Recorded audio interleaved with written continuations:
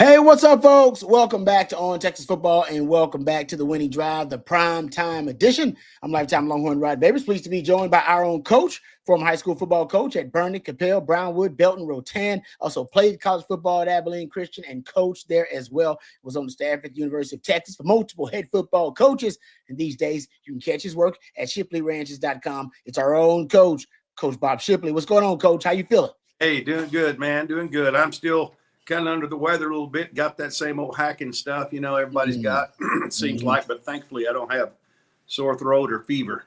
Just a buggy cough, No, it's going around because the weather's changing so fast. Like, it's cold now, like officially, and it happened quick, drastic change. So hope you're feeling better, Coach. Everybody out there hope they're feeling better as well. I know a lot of y'all feeling good about this 26 recruiting class. So we'll talk a little bit about that. Talk about who Coach's personal favorite may be in this recruiting class. A couple of guys that I got my eye on as well. We'll also talk about some of Sark's comments from the other day, not only regarding this recruiting class, but also regarding the scheduling. The upcoming future schedules for Texas. He did have something to say about that. So we'll hear from Steve Sarkisian, and we got some audio for that. And also we'll get into your questions, comments, guys, whatever you want to talk about, throw it out there. We'll try to address as many questions and comments as we can. Super chats always jump to the front of the line so you can interrupt the show at any time. Obviously there's still been news and the rumor mill and reports about Texas not being done. That was out there as well. So there's still some reports that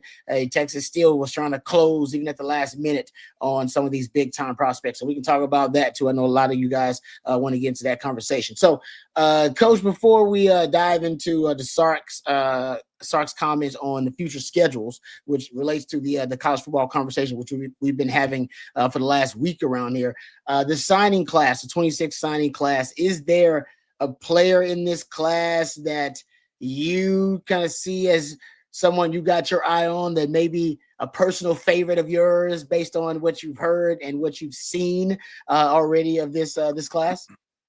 I'd say my favorite pick that I have the highest hopes for is Tyler Atkinson. Ooh, that's a good one. Georgia. Yeah, he's a real deal, and guys like that have his athleticism, nose for the football, his just very aggressive style. It's hard not to like him, and he sticks out like a sore thumb. Yeah, no, he's just his pursuit to the football takes great angles to the football, but I mean, I just think he diagnoses so well, and he's a sideline to sideline linebacker. I think he's underrated in coverage too, based on some of the film I've seen. But the productivity is crazy with this guy. 500 career tackles. What kind of high school numbers are those, Coach? How do you get 500 career tackles? They actually, Brandon Harris said he had 200 in a season, and he said he had to go verified, like with his dad. Like, hey man, these are real numbers, or y'all people just putting this stuff out there? It's like, no, them real numbers. Like this dude, this Will Chamberlain. I've had seasons before where we didn't take 500 snaps, probably. On defense. Oh yeah, that's unbelievable, and it's not like he's playing against weak competition. No, the guy's playing good.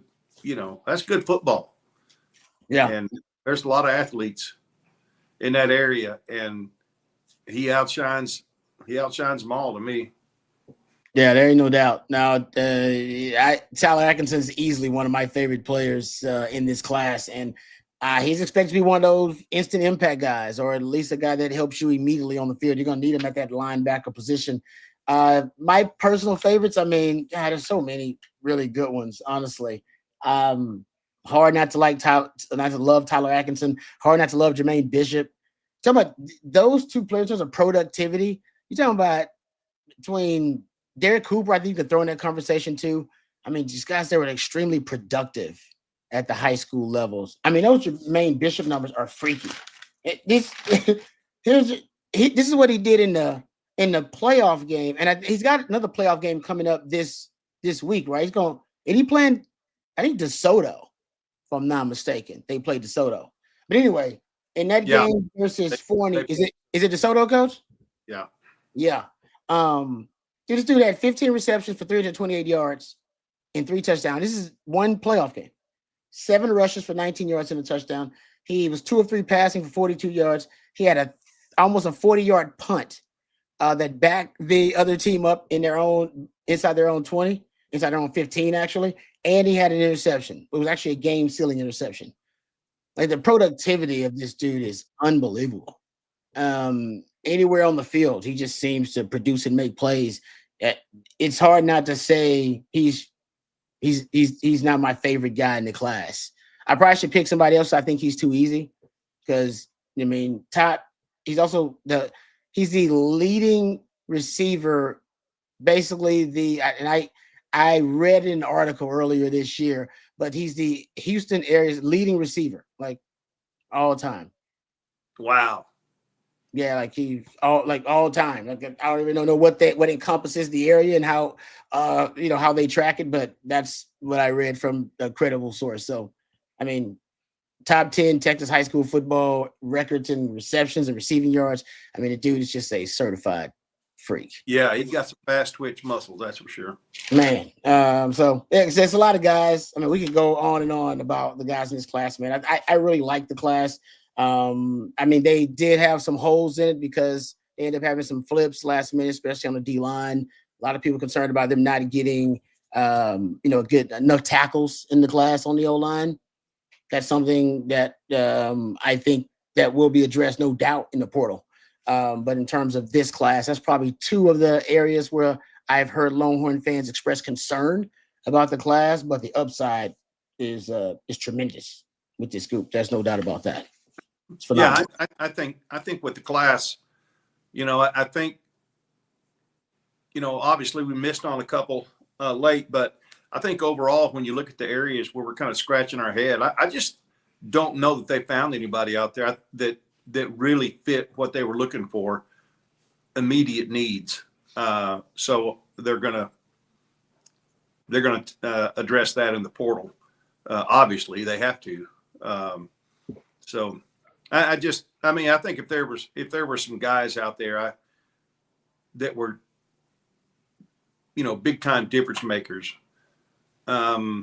you take a chance on them maybe, but I think it looks like portal to me. Yeah, we'll get into that because Sark did address what they need in the portal. I'm glad he was so upfront with it. I'm glad he wasn't trying to be cryptic or anything like that. Essentially, these days, when you are, being asked questions about, what you're going to address in the portal, you can send smoke signals to agents and players, basically letting them know, like, hey, no, Texas will be looking for this position.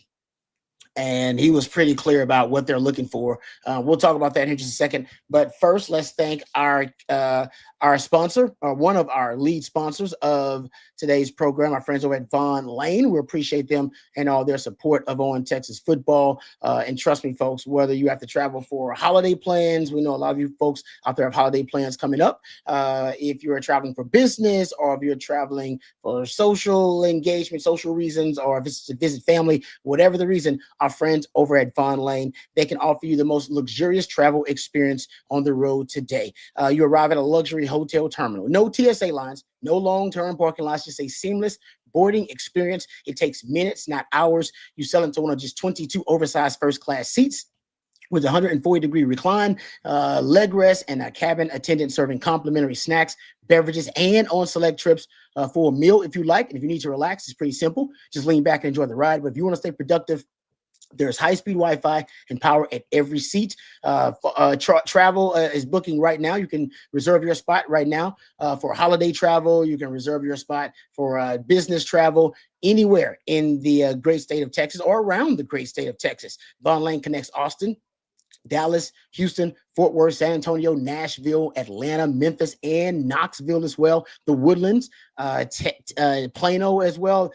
They're adding more and more cities to the list every day. Visit VaughnLane.com. Use the code OTF25 to save $20 on your first ride with Vaughn Lane. That's Vaughn Lane, elevated regional bus transportation. And we appreciate our friends over at Vaughn Lane. All right, let's get to, I want to get to this Sark. Oh, actually, we do have a super chat that I do not see a question attached to it. So I believe it's CM Mraz 1169.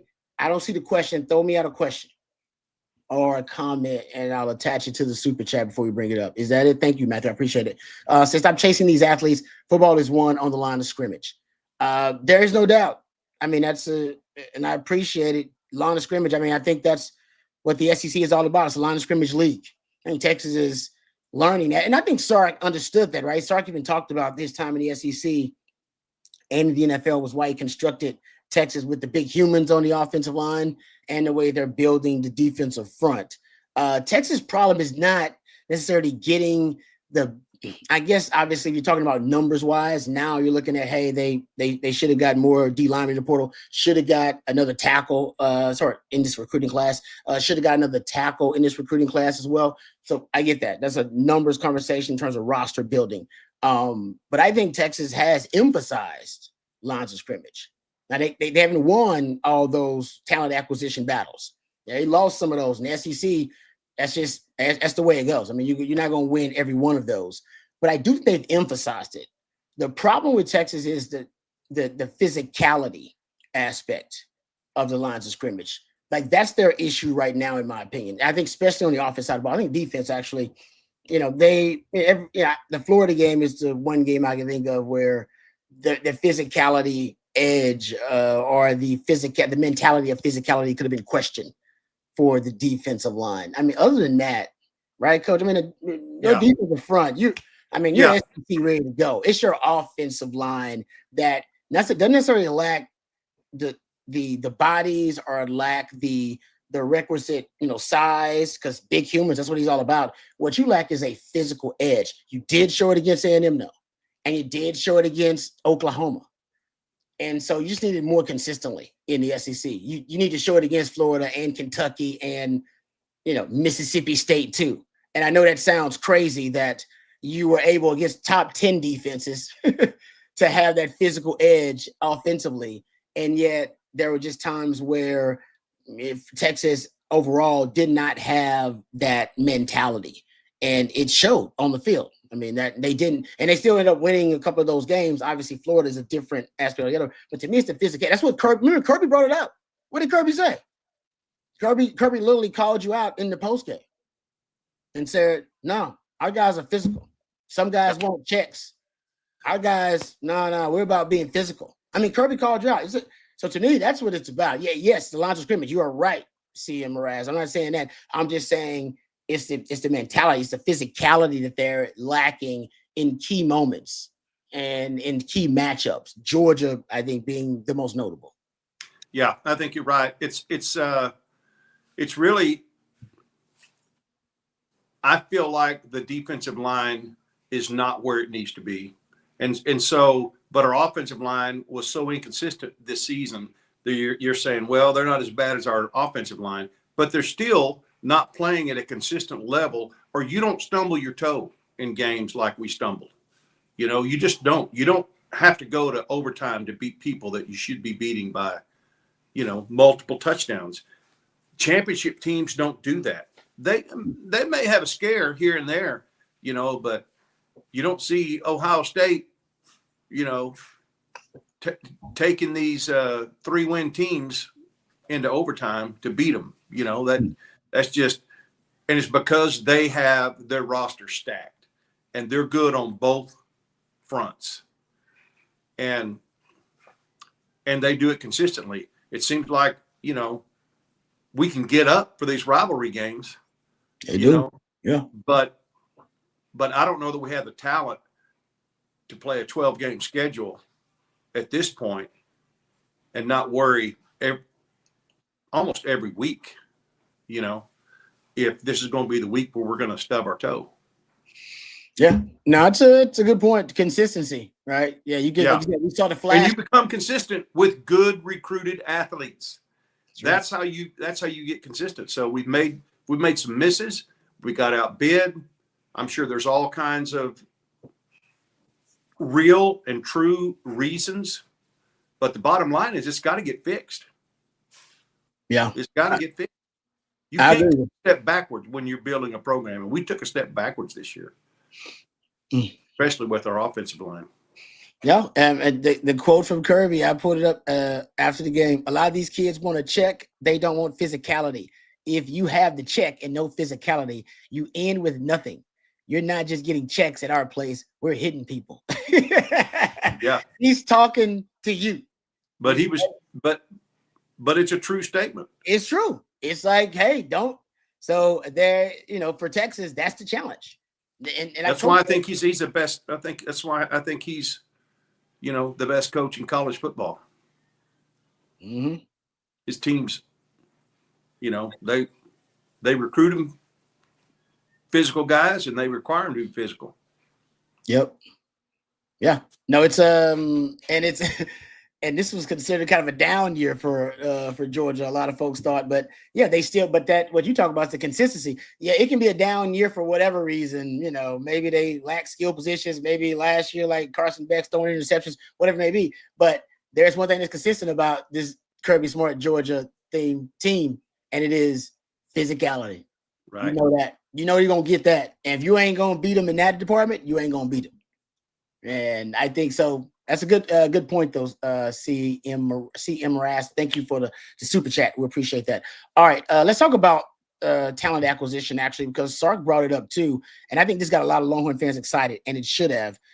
Sark essentially said that they are going to be prioritizing certain positions in the portal. O-line was the first thing you mentioned, Coach. First thing he mentioned. Oh, thank you very much, Matthew. That's why you're the best in the business. Here's from CJ Vogel, our guy, said, yeah, Sarkisian, the offensive line is something that we will address in the portal. And then he added D-line, linebacker, secondary, and the running back position will also be areas that are pursued once the portal opens. Beautiful. All right. Love that, by the way. I think those are all. Well, as the guys discussed on Coffee and Football this morning, that's telling. Because what you got eight running backs in that room. It's telling that probably CJ or Trey not going to be here next year. Potentially, that's what I think it was Bobby or Jerry brought up this morning, and I thought that was an interesting point for him to come out and say running back. Yeah. So anyway. No, Trey Wisener's got a decision to make. And honestly, if you're Trey Wisener, running back's already devalued in the league. I'm not sure how much he's going to increase his draft stock. Just kind of that's the way the running back position is perceived and valued. So I don't know how much he's obviously draftable. I'm not sure how much he's going to end up being an early round pick as a running back. And that's just how the running back position is valued at the next level. And so I wonder if he's thinking, well, can I come back to school and increase my draft stock? But maybe that doesn't matter. Maybe he comes back to school because he can make money in NIL and rev share here in college and then go to the league and then start his NFL clock. Or maybe he thinks, hey, I got to start this NFL clock as soon as possible. I'm a running back. I got a shelf life shorter than most positions. I got to go maximize my value now. Not sure what Trey Wisener's mindset is, or the rival slayer, as we call him. I'm not sure what his mindset is. But CJ Baxter, CJ Baxter's got decisions to make, right? Because hope is not a strategy. And if you're a coach, you hope for the best, but you got to plan for the worst, right, Coach? So right, you can't go into next year if you're Sark saying, all right, CJ's my guy. CJ's my guy. Right. You can't, even if you really want to, you can't. You got to let him earn that trust with you as a coach. And unfortunately, because of the injuries, stuff that's outside of his control, he hasn't really necessarily earned it this season. And so in the offseason, are you just going to assume, all right, he's going to be 100% healthy and ready to go? You can't do that as a coach. That's irresponsible. You got to go get you a contingency plan. You need an insurance plan, especially if Trey Wisener leaves and then, Cedric Baxter, is up in the air and you don't know. Oh, being joined now by lifetime Longhorn national champion Marcus Myers. What's going on, Marcus? How you doing? Not much, fellas. Appreciate y'all getting rolling. This weather here in Austin switching up a little bit and it's driving people crazy. So I was stuck a quarter of a mile from my house for about half an hour in some traffic because of an accident. So yes, I made it. I was listening in though. Good discussion. Hey, one more thing on Rod before we get away from recruiting. Yep. Another interesting point that was made this morning on Coffee and Football is a great show. They always are. But the fact that there's more kids that are pushing to graduate high school in 3 years. Yeah. That are going fast tracking it, summer school, online, whatever, so that they can go ahead and, when they should be a senior, go ahead and sign with college, get that NIL clock going, and there is a movement, in that range. And I think you'll see it. And that's one of the things that I didn't see that coming, but it makes perfect sense now that you think about it. And if a guy academically can do that, especially if he's a can't miss prospect, because what if he breaks his neck? What if he has a catastrophic injury or something his senior year? His earning potential may be diminished. And so that sounds funny coming from a former high school coach, but this is changing people's lives, this money, and it's real. Mm-hmm. And people may come from good situations, they may come from bad situations, but if I can go ahead and start getting my NIL money when I'm 17, that's just good business. Great business.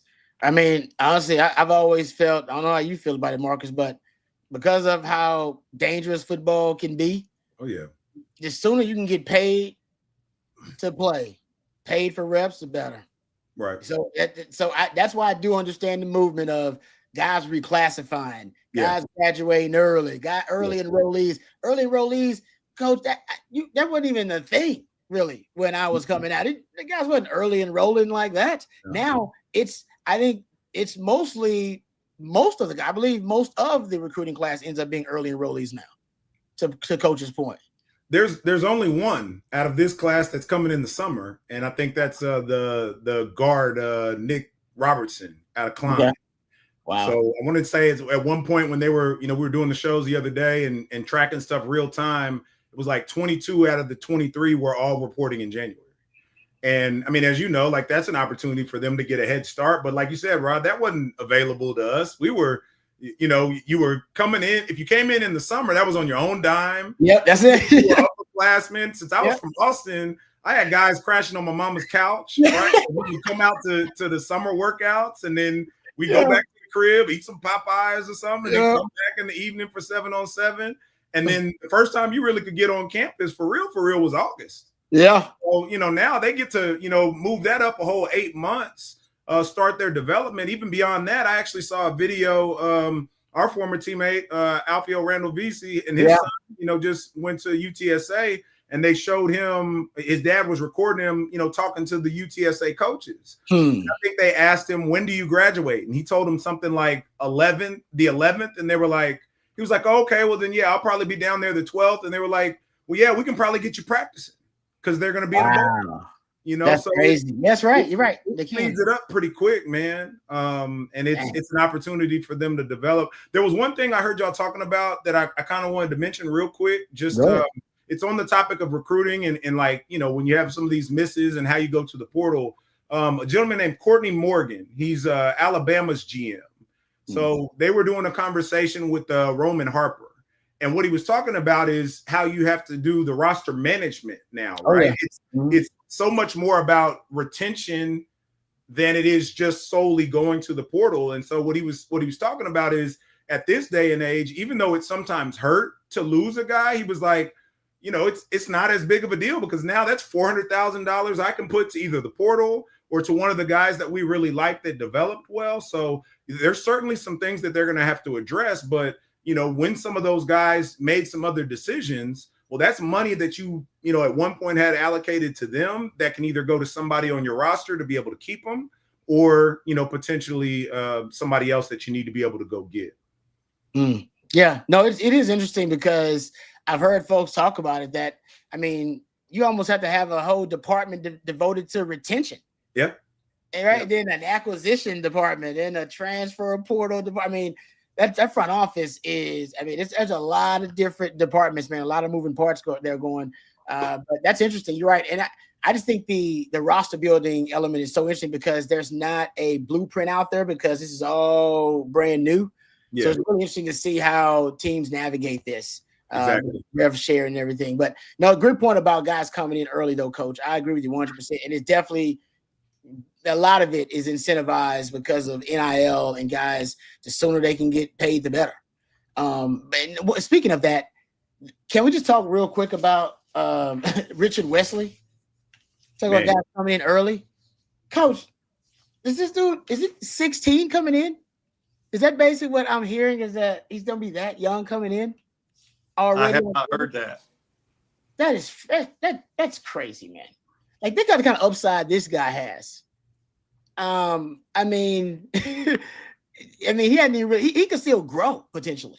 Like, you can still hit a growth spurt from this dude if he's that young. Reclassified from the 27 class to the 26 class. Mm-hmm. And I mean, dude's got all the raw materials too. But he's one of those guys, Coach. He's speeding up the clock. Like, he's trying to get there. I mean, he's trying to get on get on campus as soon as possible, even to the point where these guys reclassified and he's trying to get in early. I think he is 16 now, maybe 17 when he reports. Okay. Still. Thank you very much, DK Dub. Appreciate that. But yeah, I know I heard he was 16. I was like, 16. I got to look at his birthday. But that's still talk about tremendous upside. He reminded me when you say he's starting the clock early. Nobody's starting earlier than this dude right here. Yeah, that's impressive, man. Yeah. I wonder, I want to go find out. I'm sure they keep a record of this, like the youngest signees that they've had, like at the age when they signed. Because it's got to be right there, right? It's got to be. Well, there's reclassifying is a new thing too, right? That's relatively a new thing. Well, yeah, there's like some drama with Ohio State Tennessee recruit right now where he's so young that, like, I guess his mom or his guardian has to be the one to sign for him, and so his mother and brother want him to go to Tennessee. He wants to go to Ohio State, and so I think he signed with Tennessee, but then like kind of came out and said, "Hey, I actually don't want to do this." And so in like a few weeks, he turns 17 and is able to then do it himself. Oh, man. And I think he was maybe a reclass guy too. So it's like, That's somebody crazy. said in the chat, Legend Bay is who it is. By the way, his family doesn't want him to go to Ohio State. He does. Wow. That's crazy. Yeah. That's some drama right there. Yeah, thank you, CB. Ojimo was 16 when he signed too. I think I remember that. Yeah, he was. I do remember that. But again, talking about coffee and football, they had a great discussion on that too. Some great stories back in the day where mom like took the papers away and wouldn't sign it. And yeah. Anyway, Landon Collins, that's who it was. Landon Collins. Yeah, he had the paperwork. It was a running back from I think it was Converse Judson, Gerard Douglas. Okay. Who was the all-time leading rusher. And yeah, here it is.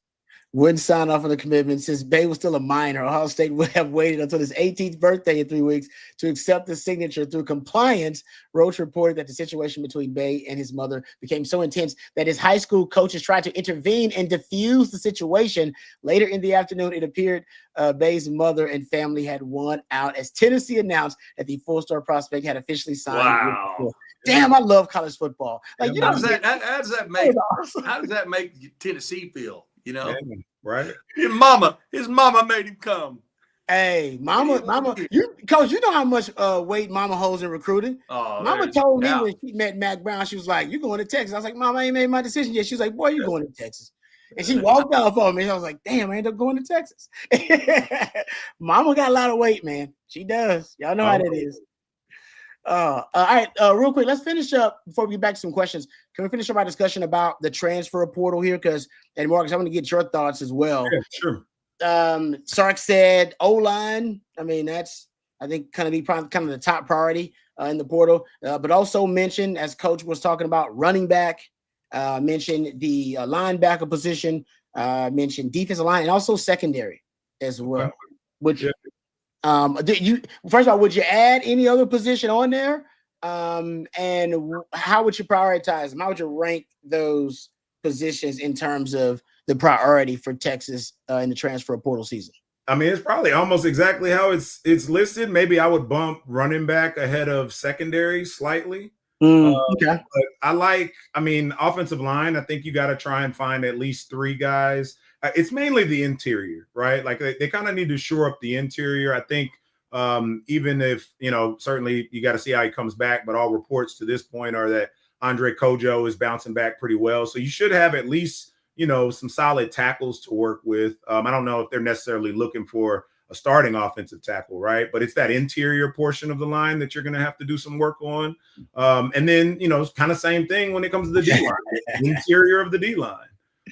Yeah, Douglas Scott is saying it right there. Yeah, Mama said it, man. Mama said it, baby. And I mean, it's no surprise, right? Like the coaches know who you need to go talk to, and I mean, honestly, it's not all that different. The older you get, you're in a relationship. If the lady's happy, then the house, tends to go a little bit smoother. So, but I kind of think this is about how it is. For him to mention running back, that means you're probably going to have some attrition. I mean, there's already been reports that Chris Stewart has been away from the team for a while.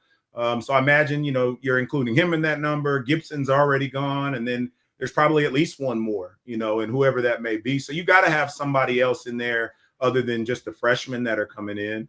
And then it would still be, helpful to have, somebody else in that secondary that has some experience. So I think, this is probably about the order I would have it. I would just bump the running back importance up a little bit as well. And for me, I wouldn't necessarily look to add a ton more beyond that. Like I know there's a lot of conversation about wide receiver, but I'm still really high on Emmett Mosley, man. Like I know Coach Shipley and I were talking all the time, like, he shouldn't come off the field, and that's a guy that still has 2 more years of eligibility. It's true. We always talk about game breakers and that kind of thing. He looked just fine to me against Georgia when we actually got him the ball. They weren't catching up with him. I mean, the biggest explosive we have came from Emmett Mosley, and so there's still some young guys that have an opportunity to get out there. And so I think if you can find somebody like that is at a good cost, sure. But I don't want to go get. Listen, I hear everybody. Cam Coleman, Cam Coleman is the cost of 3 offensive linemen. I'd rather have the offensive linemen, and so I think what they're working with is right, but they got to attack it well, and we're going to find out pretty quickly, in these next 6 weeks how it gets addressed. Yeah, I agree with you about running back though. I would bump running back ahead of secondary and linebacker. Yeah, I'd go running back right behind O-line, D-line, because I'm with you. I expect some more attrition there. And there's just so much uncertainty at running back. Trey Wyatt's just got a decision. We don't know what's up with CJ Baxter and how he's going to come back from the injury. Still doesn't look like he's right? And the fact he's been on the pitch count for the whole season lets you know he's not right. And yeah, so I'd go running back as one of my right there behind O-line, D-line. But I like that he was open about it and said, "Hey man, we're going O-line and D-line." And I think for Texas, you might get. I mean, Sark's never gotten an O-lineman in the portal, right? No, I don't think so. I don't think he's ever got. I think Texas has gotten damn near everything else in the portal. Yeah, I think you're right. Have they touched run? Yeah, I think they got but not any impact. Yeah, it wasn't anybody crazy. It was just more like a depth guy. Yeah, a couple of depth guys, and I guess you could consider Keelan Robinson, but he was kind of gadget. That's true, Keelan. I guess you would consider that. So I feel like they've actually hit on everything in the portal except the O-line, which kind of fits Sark because they believe in it being a homegrown thing and having this kind of developmental cycle you have to go through and meet these certain benchmarks. Within the program to end up being an O-line. But I'm glad I don't know if they've admitted a miscalculation, but they're exhausting every option. Like whatever we did didn't work last year. Let's admit that. And since we've never brought in an O-lineman via the portal, let's pursue that. Let's explore it. Why not? We use it to beef up and juice up every other position. So I like that comment by Sark. All right, before we get to another comment by Sark and some of your comments and questions, let's thank a couple of sponsors before we move on. Let's thank our friends over at South Point Dodge first. We appreciate our friends over at South Point Dodge, and you will as well. You can score an easy extra point this season when you get to the point with our friends over at South Point Dodge. South Point Dodge has over 600 vehicles in stock right now, including the all-new 2025 Ram 1500. Get the real deal today and drive away in the all-new Ram 1500, proven to last. Plus, right now you get employee incentive pricing. That's their fancy way of saying you get the employee discount. That's right. You pay what the employees pay. Right now at South Point Dodge, you won't find a better deal than that. That's the real deal at South Point Dodge. You can go see them off of I-35 in South Austin, or you can go to southpointdodge.com, whether you need a car, a truck, a trade-in, something new, something used. Our friends at South Point Dodge, they pride themselves on being Austin's automotive everything. So reach out today at southpointdodge.com. All right, let's also thank our friends over at Hayes City Store. Actually, one of my favorite spots is Hayes City Store. Big fan of it, and you'll be a big fan of it as well. There are very few restaurants that once you go, you immediately know that they are special, and that's my friends over at Hayes City Store. It's one of those places. Scratch made Texas comfort food. They've got their famous truck stop enchiladas, the award-winning chicken fried steak. I love the burgers. Burgers are really good there as well. House-made desserts, all of it absolutely delicious. All of it made from scratch. They have live music 6 nights a week, 50 beers on tap, ice cold long necks. Margaritas are amazing. By the way, I would recommend. Got 11 TVs alone in their ice house, perfect for game days, weekends. They even have the brunch served from 10 a.m. to 3 p.m. every Sunday. Hayes City Store is dog friendly, and they have a tree net for the kiddos. A really cool tree net, actually. The kiddos go out there. So me and my wife go out there. We've taken baby girl out there, had friends meet us out there, had family out there. It really is a great spot. I'd recommend it. Join the folks out at Hayes City Store and bring your whole crew. For more information, check out the website at HayesCityStoreTexas.com. That's HayesCityStoreTX.com. Hayes City Store, it's uniquely Texas. All right, let's get to some questions, guys, and then we'll get to those Sark comments. Ooh, I see, I think my man CM Raz 1169 had another super chat, and I don't see the question or comment. Yeah, we'll find it, though. Otherwise, thank you for the super chat. We appreciate that. Let's get to how about this one from Matthew?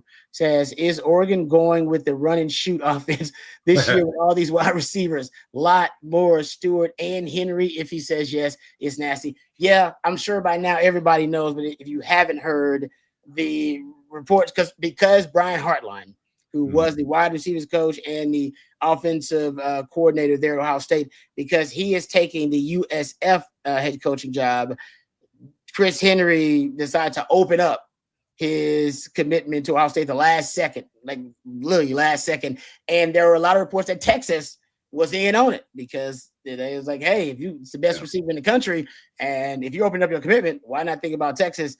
A lot of reports that Texas got in on it, Oregon got in on it, that USC was getting in on it, and so a lot of reports, but right now, I believe, if I'm not mistaken, it's trending toward Oregon is where it was trending last. There was reports that since the reports indicated that he was going to go to Oregon, that the Jalen Lott recruitment may open up too. Everybody knows Jalen Lott, legacy from Texas. Mom and dad went to Texas. Great, track athlete and football player from the state of Texas, and he was committed to Oregon. He has since signed, of course, with Oregon. So that hypothetical is off the table, and everybody's still waiting to see if Chris Henry is going to sign. Junior is going to sign with the Oregon Ducks. Right now, nothing's finalized, so I haven't heard anything since. So. That why they lost their offensive play calling coordinator too, right? Yeah. Will Stein's gone. Yeah. I thought that would have hurt him in at least recruiting. Which tells me they've probably given him some kind of assurance, about whoever's coming in. And what's interesting is they got 2 former guys that have been around Texas at some point that are still on that staff. Rashad Samples is out there, and Drew Maringer. Yeah. So it could be either one of them, but. It'll be interesting. Yeah, no, it's like I said, they're stockpiling them. I don't know what they're gonna do with all these wide receivers. Maybe they want to be wide receiver U, but right now Ohio State and LSU kind of got that. They got that solidified, and I know Texas wants to get in on that conversation, but that is a hell of a wide receiver room that they may have if Henry says yes. All right, but it goes back to what you want to spend your money on, right? Like they're okay paying a ton for somebody that ultimately is unproven at the collegiate level just yet. And I think we tend to spend a little bit more in the the defensive line area of things. If you think about Justice Terry last year, some of those edge players that we got, Colin, right? Like we won some of those battles that everybody else was trying to win. So you got to pick and choose your spots. Yeah, no, you're right about that. All right, getting back to it here. Aaron Neal says, why do we keep missing on these big time Texas wide receivers? I'm hopeless, Rod B. I thought Sark had a good reputation for wide receivers too, because he's got a Heisman Trophy winning wide receiver on his resume. He's put a couple of guys into the league here at first rounders here at Texas, like more than a couple, but 2 first rounders here at Texas, and he always has a star quarterback. Always got a sexy quarterback too. I thought, especially given that you got Arch Manning throwing you the football, that Texas would have had, better luck recruiting wide receivers. So I'm not sure what that is in terms of the big time guys. Any theories, Coach, about Texas recruiting wide receivers? Why they can't get the flash wide receiver, the Corian Moores and all those kind of guys? Yeah, I'm wondering if Arch's season had a little something to do with that, because had he met everybody's expectations, which were impossible to do, then I just wonder if some of those guys thought, yeah, man, I'm not sold on that guy yet, to be my guy to help me get to the league. I think that's a mistake, but I just wonder if, since, Arch kind of cooled off once the season started, if some guys thought, nah, maybe I'm going to look somewhere else. Mark B, I like your theory. Mark B, 1944. I think it's because he don't rotate wide receivers much in games. I've talked about this, Mark. I call it the circle of trust. He said, and it seems to be hard for a freshman wide receiver to get on the field. That's a good theory. I call it the circle of trust because it's hard for people to penetrate that circle of trust. He gets 3 guys that he likes, 3, 4 guys, and then he doesn't rotate. It's not a really deep rotation of wide receivers. I think the deepest he had was last year. Might have been. Yeah. Right? I take the opposite view of that. I think these 5-star guys would like the opportunity to not be rotating in and out, and be showcased. Mm-hmm. So I kind of view it. I think they're both valid, but you don't see many wide receivers wanting to come out of the game. Yeah. No, they want to be in the game because they want the ball every play. And then if you take a look at, like you said, where Coach, and even Rob, what you were talking about, the first round receivers, outside of Worthy, you got Golden out of the portal, you got A.D. Mitchell out of the portal. So I think he tends to pluck, a guy that can kind of come in and play right away. I think Emmett Mosley would have kind of been along that mold if he had come in and been healthy. For the longest, we were talking about him like he was Bigfoot, right? But by the time he got up and running, like for me, he was my favorite receiver out of the entire core. He felt most reliable, kind of the most complete to me. And so to Coach's point, like there's not necessarily a spot that you can, readily come right away and say, hey, this guy is going to start no matter what, when you still have, resources that you've already allocated to some of them, plucking them straight out of the portal. And then you still, have the young guys that didn't even fully get on the field, this year. So again, I think that's just a spot that Sark is probably determined, and with the staff that, if we can get a guy, great. And if not, though, like they're pretty confident in what they can do with what they already have, plus pluck one here or there out of the portal, as opposed to, putting a whole lot of resources into them when you have some of these other holes to plug. You can go get Chris Henry all you want. If you haven't shored up that offensive line, how's Arch going to get him the ball? Yep. And Sark has hinted that his offense, he wants position fluidity with his receivers. So he wants all of them to learn all the different positions, which usually takes young wide receivers a little while because it's a lot more complicated and complex and sophisticated than what they were doing in high school, which is why he will much rather go get a transfer portal guy. And those guys are able to see the field earlier because they've already learned a college playbook. A lot of the times, as you know, Marcus, it may be a different system, but a lot of the terminology, it's just different terminology, but it's a lot of the concepts still translate, and older guys come in and then they can play right away. So it could just be something that, younger wide receivers, we know Xavier Worthy played early, but Sark needed him, and he's a bit of a prodigy anyway. I just think it's maybe hard for young wide receivers to see the field in that system because Sark demands a lot of them early on. And I was even thinking about this. We were talking about it yesterday too. Coach, you'll probably remember better than me, but whatever game it was that Caldwell came in, checked the play to Mosley and scored the touchdown, right? Mm-hmm. That's guys that have played some ball already. That's not a young quarterback and a freshman wide receiver, right? Like those are guys that have seen enough, been in some different systems that you can have some level of confidence that they can go out there and figure it out. You don't always know, a young guy is going to be able to do that on the road in an environment like that. So I think he trusts, some of the guys that have seen it a little bit better for situations like that right now. It's a great point. That's a great example, actually. That's a great example, Marcus. All right, let's get back to the super chats here and the questions. Lane with a super chat. Thank you, Lane. We appreciate the super chat. It says, more than anything, Texas is a running back school. Goes back to the wishbone. I, for one, am glad Sark getting back to our core identity as running back you with guys like Cooper. Sark had, obviously inherited Bijan and, with Jonathan Brooks, but, Sark had a decent little track record, at least having production out of the running back position. But Texas needs a bell cow. And I think they thought Cedric Baxter was going to be the bell cow. And nothing against Trey Weiser, but they never planned on Trey Weiser being their bell cow running back. Right. He just took the damn job, and good for him. Right? Opportunity presents itself. You know how that goes, Marcus. Hey, take the job. It's open. Job's open. Go take it. Trey Weiser did that. That's why you got to respect. Good for us. Where would we be right now without Weisner? I'm with you on that exactly. So, like I said, I got a lot of respect for Weiser, but that one thing, I think they want a guy that can build an entire running game around. And I believe they think Derek Cooper is going to be that guy. I believe they thought Cedric Baxter was going to be that guy, and the injuries kind of changed that. Yeah. But ultimately, I'd like multiple backs. I'd like you need to have two. Bijan and Rojo were the perfect kind of combo and the perfect complement to one another. You do need two. Like, I think in the SEC play, as long as the season's coming, you're going to need two, like legit guys you consider starting running backs. Yeah. And I think Cooper can be one of them guys, but you need to make sure you got two of them. Unfortunately, the way the season goes, for Texas having running back luck, you probably going to need both of them anyway. All right, thank you, Lane. Running back you. Yeah, no doubt. Texas in that conversation with anybody.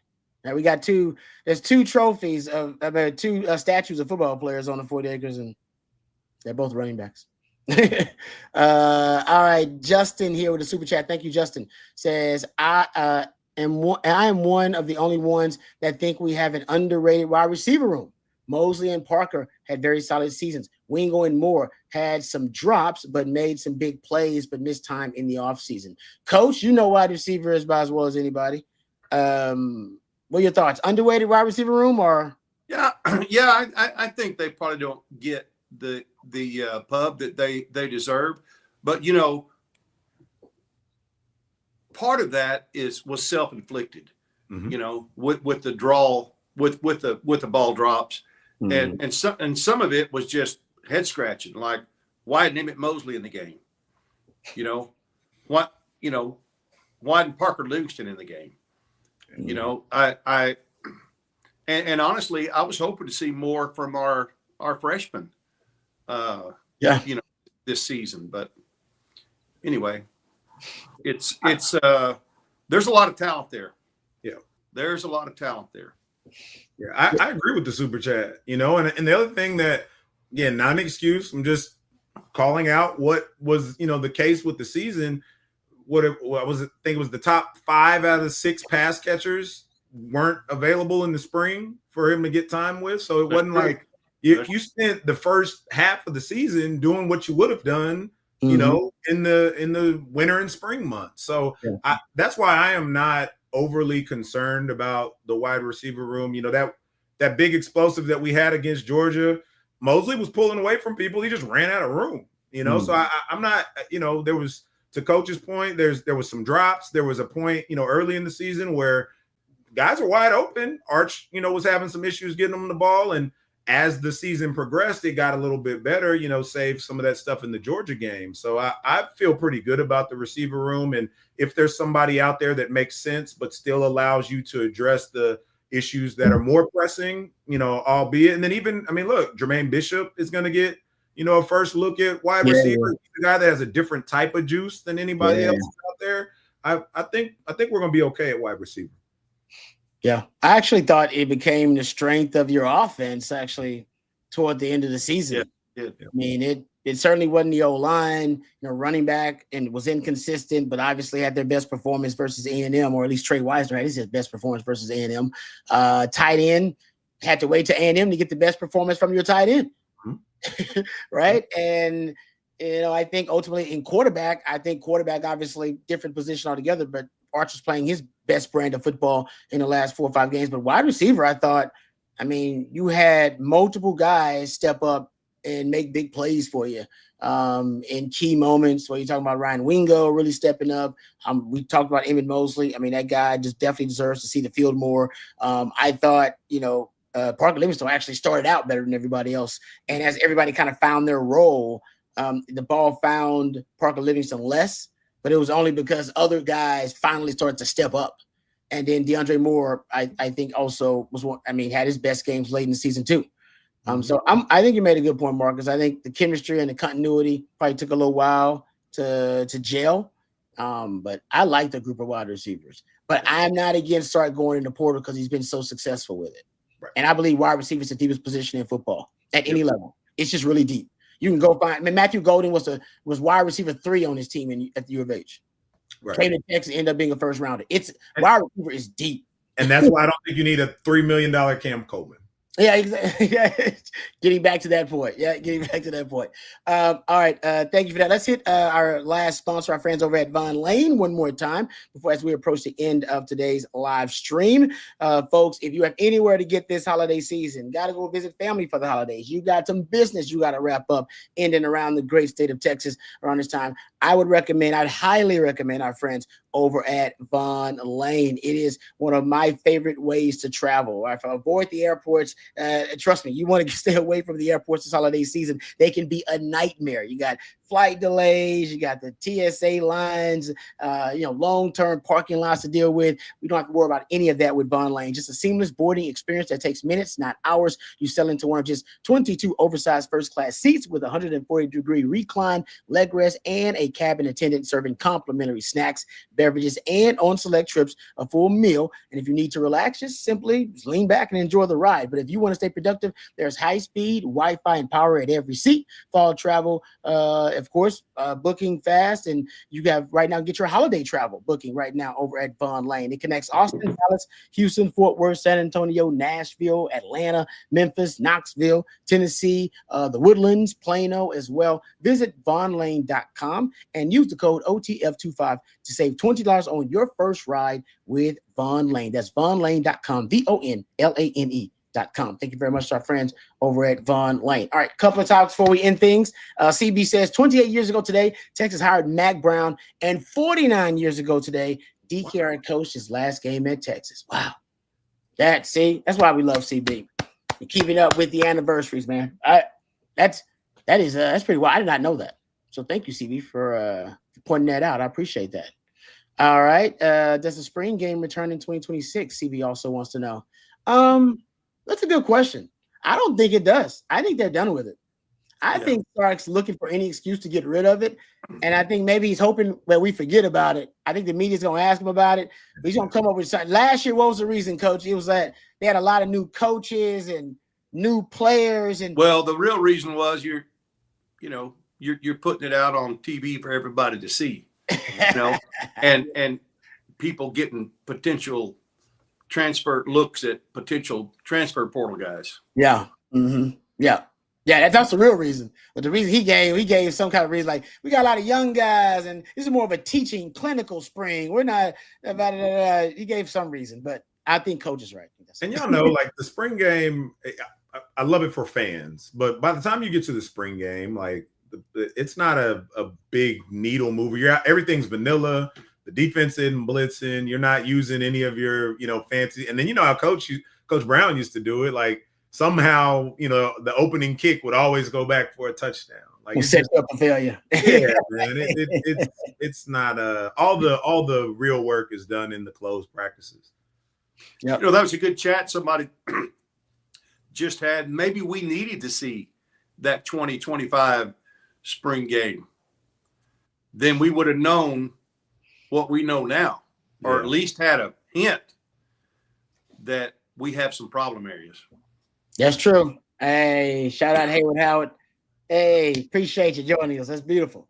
All right. Last thing that I want to bring up, Matthew, can we play this Sark audio real quick before we get out of here about what he said about honoring the 26 and 27 Ohio State Michigan games? And I want to get coach's thoughts on it and Mark's thoughts on it. But Sark was asked about, he had those threats essentially implying when he made his media tour and the media blitz that, hey, if Texas gets shafted out of this college football playoff, just so y'all know, we're going to have to reevaluate our future scheduling to make sure that we do what's best for our program to ensure that we get, better, obviously, future. We get better future prospects for the college football playoff. Well, Sark was asked about the future schedules, and here's what Sark had to say. Powerful team, but do you have to go for the killers, or do you have to say, you know what, the committee's not going to award this, we're just not going to keep doing this? Yeah, I think there's a couple things, there's layers to this. Bear with my answer. First of all, we're going to honor Ohio State and Michigan. We went there, we went to Ann Arbor, we went to Columbus. We're going to honor those return trips. So for the next 2 years, we know what our non-conference schedule is going to look like, and that's the right thing to do. We made the commitment to play them. Now we'll honor that commitment for them to come play us here. I think anything beyond that is up for discussion. We need to, in CDC and I have already had that discussion. We need to take a good hard look at what our non-conference schedule looks like beyond the next 2 years. Because you got to remember, so much of the non-conference scheduling was when we were in the Big 12, and these schedules were made when we were in the Big 12. Well, there's a little bit of a different shift now that we're in the Southeastern Conference, and another shift now that we're going to 9 conference games. And so we've got to be mindful of one, putting our players in the best position to have success and to have growth. 2, we got to be mindful of how the committee is going to evaluate to put the best teams into the college football playoff. Now the goal is to go win the Southeastern Conference every year. And when you do that, you don't have to worry about what the record looked like. And you probably have a good record if you're in that game and winning it. But I also need to look at what the committee has shown me over the last 2 years since we've expanded to 12 games. They care about your record. And so we've got to be mindful of that as we go. And we'll see what that looks like. Again, we're going to honor Ohio State and Michigan. We're excited to play those games. They're going to be great environments in DKR. I know our players are looking forward to it. Our coaches are looking forward to those games. It should be highly competitive ball games with great teams, great players, great coaches. But beyond that is where we got to have some real discussions of what our non-conference schedule looks like after that. All right, gentlemen. What are your thoughts? Coach, you first. Agree with what Sark said? You like it? Love it? Dislike it? Yeah, I do. I think it would be bad form, to start canceling games. Now it's one thing to rethink how you're scheduling, certainly not FCS schools, but at least Power 4 schools, but winnable games so this doesn't come back and bite you. I think it would be a bad look if they started canceling games. Plus, you've already done the hard part. You've already gone there. Yep. Exactly. Yeah. No, we ain't backing down. No, you're going to come, and we're going to. That's going to be a big game, big gate, big ratings, big hype, everything. So you don't want to make it look like, no, we're scared of competition. You just follow through. That is the right thing to do. I believe it is. But yeah, you look at scheduling in the future and see how this plays out. And you know what? If the 16 team passes, then it will.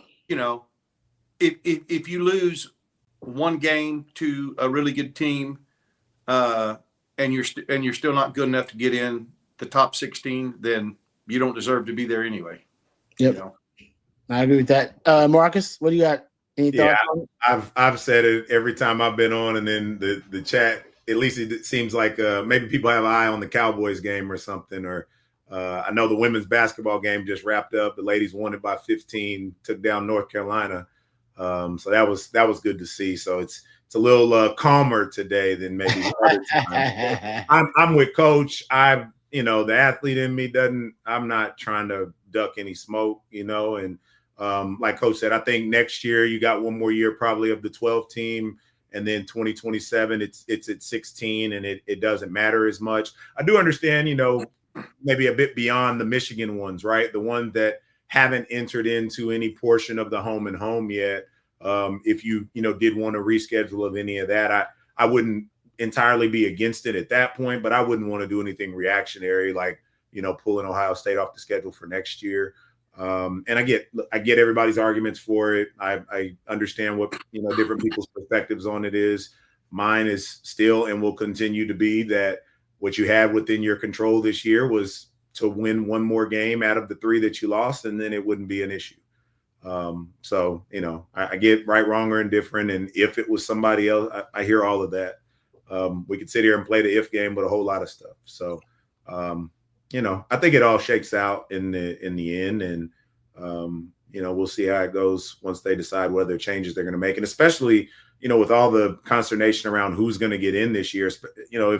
If Notre Dame gets in and Miami doesn't, like those are the types of things that end up causing a change anyway. So I think the 16 will get passed here within the next season and a half.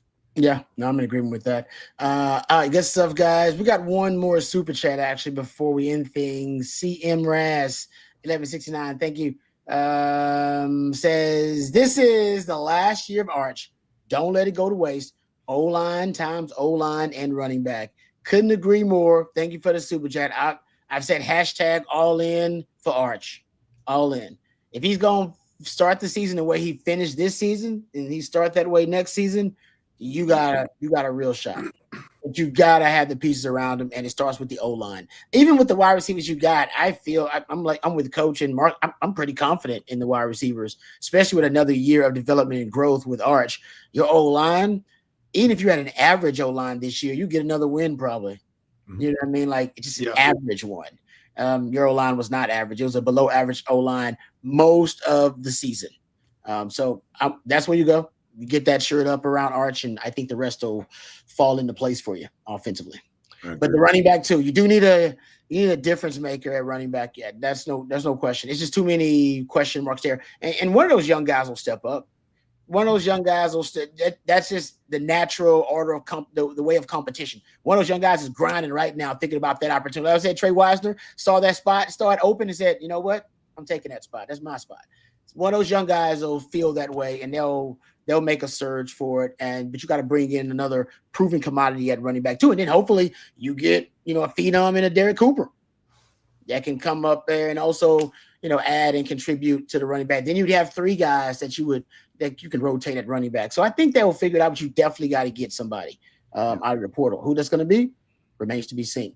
All right. Thank you guys for the super chats. Thank you guys for all the questions, comments. Really appreciate them. Thank you to Matthew behind the scenes, a real MVP. Give it up for my man, Matthew. Thank you, Coach. Appreciate all of your wisdom and knowledge. Thank you, Marcus. We appreciate you taking the time as always. If we missed any of your questions or comments, please direct them to the gentleman at Coffee and Football bright and early tomorrow morning. That'll be Bobby Burton, the man, the myth, the legend himself, and our man, Jerry Hamilton. And also we'll have our Friday live stream tomorrow. That'll be at 3 p.m. So you join us for the Friday live stream as well. Thank you guys for watching and for listening. For Coach and for Marcus and for Matthew, I'm lifetime Longhorn Rod Babers. Until next time, Uncle Morris.